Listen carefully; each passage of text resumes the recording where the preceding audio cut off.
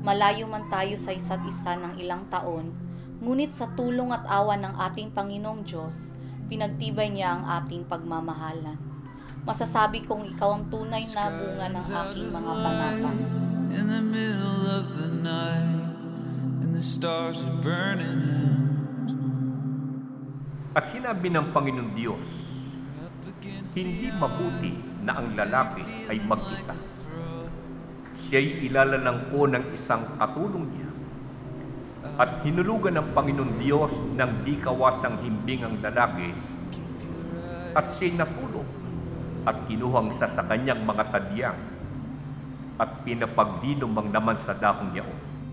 I wanna be your shelter, I wanna be your place, I wanna be. At ang tadyang na kinuha ng Panginoong Diyos sa lalaki ay ginawang isang babae, at ito ay dinala niya sa lalaki.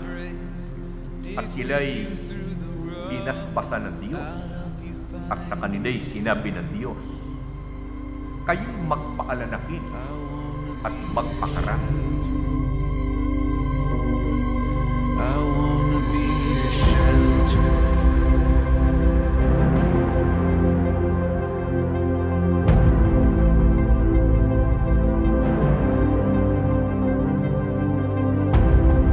When you wake up from the dream, Una sa lahat, nagpapasalamat ako sa ating Panginoong Diyos sapagkat pinakilala niya at ibinigay kanya sa akin.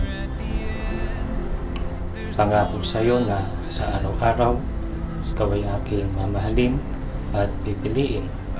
Pangako ko rin na iingatan at hindi kita sasaktan at hindi pababayaan sa araw-araw nang tayo ay magkasama bilang mag-asawa.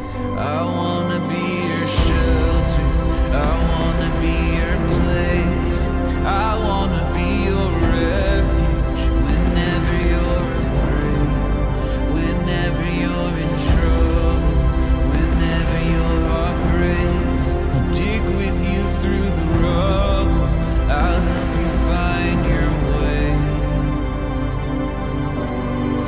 I wanna be your shelter.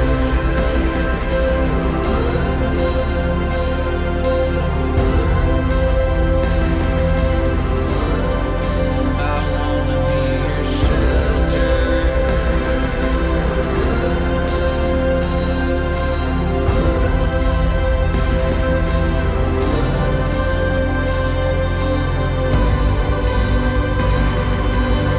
Kapatid na John Ira Ramos, ikaw ay aking iniibig at iibigin sa pang-araw-araw at sa panghabang buhay.